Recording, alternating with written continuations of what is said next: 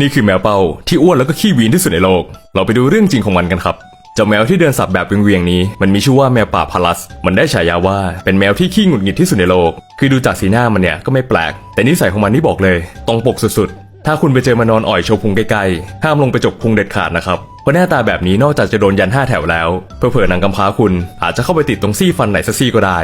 แมวพาลัสมันมีขนาดตัวพอๆกับแมวบ้านแต่ตัวพองปุ๊กลุกกว่าผู้เชี่ยวชาญบอกว่าที่เห็นมาดูอ้วนตับขนาดนี้เนี่ยมาจากขนที่พองหนาของมันขนาดตัวจริงนิดเดียวหนักประมาณ 5-6 กิโลกรัมเท่านั้นนั่นก็มาจากมันอาศัยอยู่แถบภูเขาสูงในเอเชียที่หนาวเย็นตลอดปีขนมันเลยต้องพองหนามากๆครับขนก็ขนและอีกหนึ่งอย่างที่มันแตกต่างจากแมวทั่วไปคือตาของมันปกติในตาของแมวมันจะเป็นวงรีแนวตั้งใช่ไหมแต่ของเจ้าพาลัสเนี่ยมันกลมดิ๊กเหมือนคนเลยแต่ความแบวนี้ก็ไม่ได้ช่วยให้มันดูหงุดหงิดน้อยลงแต่อย่างใดครับตรงกันข้ามตากลมบกหน้าแป้นยิ่งทำให้มันดูเหมือนเด็กน้อยขี้วินเข้าไปใหญ่ส่วนใครจะไปหาจกพุงน้องเนี่ยเอานี่ไปใส่ครับยืดเปล่าซูเปอร์ทีเสื้อมัลติฟังก์ชันใส่เที่ยวก็ได้ใส่วิ่งหนีแมวก็เวิร์กมากปกติไม่ว่าจะเป็นแมวพันเล็กหรือแมวพันใหญ่เวลาออกล่าเหยื่อมันจะใช้ทักษะความเร็วในการล่าแต่น้องพาลัสขนาดปิกนิกนี้สรีระมันไม่เอื้อครับขาหลังไม่ค่อยมีแรงบวกกับตัวพองป้อมๆมันเลยชอบแบบพาสซีฟอินคัมดักซุ่มแล้วรอเหยื่อเข้ามาหามากกว่าและต่อให้ตอนวัยรุ่นคุณจะเคยสุดขนาดไหนแต่พอมีลูกเนี่ยก็ต้องเปลี่ยนทุกคนดูจากหน้าตาแม่มันก็ได้ที่เหมือนจะสำนึกขึ้นมาบ้าง